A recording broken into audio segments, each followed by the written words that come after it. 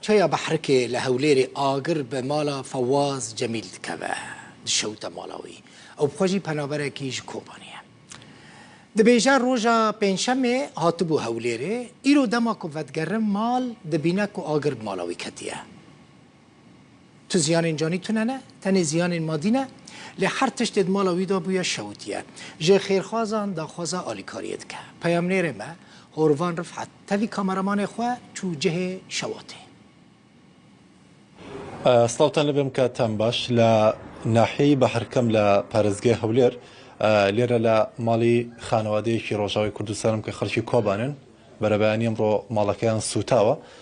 با چرنێو خانووەکەیانەوە کە نیشانتان بدەم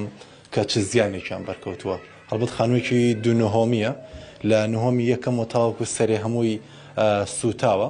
ئەمی کە دەبینین سەرەتای هاتنە نێو خانووی بۆ مەطبەخەکەیان و بۆ ئەولاتر بۆ ژووری میوانەکەیان کە هیچی بەساغی بۆ دەرنەچوە ینی هەم دیوارەکانی هەمی ڕەش بووە هەم ئەوەی کە هەیە وەکو سەلاجە وەکو تەلەڤیزۆن و ئەوانە هەمووی لەو ئاگرا زیانی پێگەشتە و سوتاوە ینی بە کەڵکی بەکارهێنان و چاکردنەوە ئەوانە نایە لێرە کەوانتەرەکەیتان بینی کە ئەویش بە هەماشەوە هەرچی شتێکی تدا بووە سوتاوە ئەمە نهۆمی یەکەمە نهۆمی دووەمیشیان لەسەری هەر بە هەماشەوە زیانێکی زۆر بەر ژوورەکان کەوتووە ئەمە ئێرە ژووری دانیشتە لێرەش زیانێکی زۆر بەر ژوورەکە بەرقەنەفەکان ینی ئەوەی کە هەبوو لە نێو خانووەکەدا شتێکی وا کەڵکی ئەوەی نەماوە کە بتوانێت دووبارە بەکاری بێنێ یان تەستیحیکەیان چاکی بکاتەوە لەگەڵ کاک فەواز قسە دەکەم خاوەنی خانووەکەیە کاک فەواز سڵاوت لێبێ بێژە من چاوە ماگرێت شێوە چاوە ڕوویدا خدای از روژا پنجشنبه از چوم هەولێرێ گەل برێخوا ئەم ئەوڕۆ سبێنی سعدە هاتنە ماڵێ ئەم دەرکی خانی بەکری ئەم هاتنە ژووری مەدی هەروە حالایە دیارە ئەو لە کەهرەبا ئەو ها مشکلێت چێ بێ لە سەقفەکەی هاتیە خوار لەسەر قەنەفەکەیە دەست پێ کریە چونکە ئەو ڕکنەکە زۆر زۆر ئەوە بێعەدەم بووە هەموو ماڵەکەی تێک ئەوە سوتایە هەموو خانەکەی لەگەل دەرکانە دیارە سەقفەکانە لەگەل مەوادەی سەلاجە و تەلڤیزیۆن هەر دیارە خانێکی هەمووی عەدەم بووە ڕەش بووە هەموو بداەتی شۆرتی کەهرەباکە گەر شۆرد بێ لێرە بوویەوە نا نەنا من لێرە کەس لێرە نەبوو بەس بداەتی لە ئەو هۆلەکە لە جی دانیشتێنە لە ئەو ڕکنەکەی دەست پێکرێ شۆرتی کارەبەیە دیارە چونکە ئەو ڕکنەکە زۆر ئەوە سوتای عەدەم بووە دوای هەموو لە خانەکەی ئەوەی بووە باشە ژورانم نیشان بدە چ زیانێک تام پێکەتیە چ زیانێک ڕاستی ئەستا ئەف خانیەکە جی دانیشتێنی ماڵەیە مەسەلەن هەموو ئاگرەکەی زۆر سەدە نەگەیشتێرە بەس دیارە هەموو خانەکەی چونکە خانی تازە دروست بووە هەموو نوێ سبەکەی سپی دیارە دیوار هەموو خانەکەنەوە سپی ئێستا تاماشایبێک هەموو ئادەم بووە شتێکی ئەوەی سەر نەمایە بەڕاستی هەموو تێک چیە دەرکانە هەموو لەگەل ئەمەوادی کەهربایی هەموو عەدەم بووانە باشە کاتی حەدەث چی بوویەوە لە ماڵ نەبوونەوە نا ئەمن الحەمدولله ئەمن لە ماڵی نەبوونا چونکە ئەو ئیشانە هەگەرم لە ماڵی بوونا بەڕاستی سێز منداڵیمان هەیە هەر بزانم ینی زۆر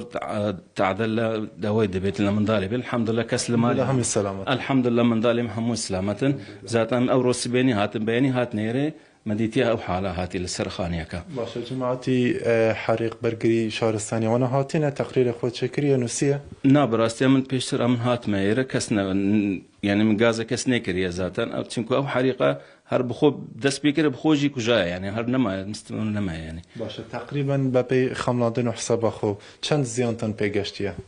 والله تقريبا او خاني دو هومت دياره يعني زور همو عدم بو يعني خانوكه كيجي نوع اشياء كتير همو عدم يعني تصليح جنابي التعمير جنابي همو تيكشيا يعني دوري تقريبا 8 ورقه لقال دفتري شي ممكن مصرف دسيتن حتى دقات مرحله صد حفته يعني صد زور دبيتن براستي باشه بري چند ماهن هاتنا ناو مال بو جيان كرنا بو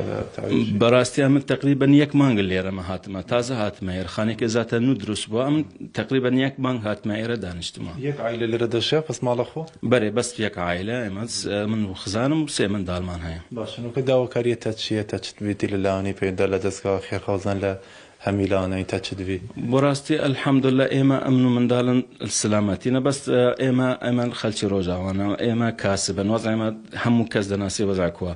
والله داوي خير خوازي دكا مثلا هركز داتواني مساعدة إلا ما بكي هركز داتواني مثلا خير شي بكي الحمد لله هموش يعني همو خواي همو راضي بن الحمد لله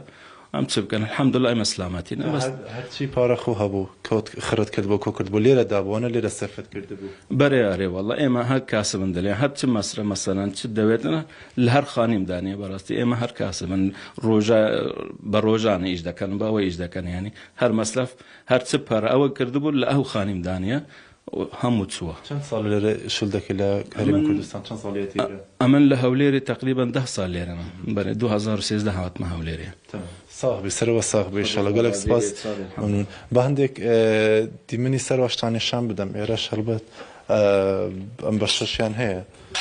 ئێرەشە بە هەمان شێوە زیانی پێگەشت و هەم شوشەکانی هەم نهۆمی دووەمیش حەزەکەم هەر نیشانتان بدەم کەوەگەر پێشم کەی بۆ ئەوەی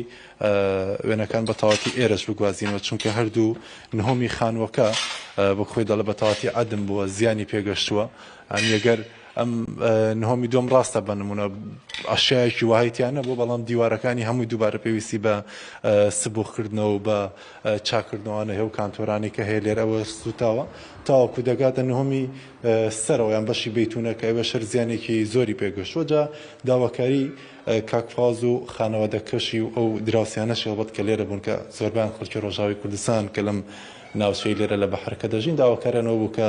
گەر کەسێک توانێت هاوکاریەکیان کات چونکە ئەوەی هەبووە لە ماوەی 12 ساڵی ڕابردوو کاتۆتە هەرێمی کوردستان لە کارکردن ئەوەی کە هەی بۆ لێرە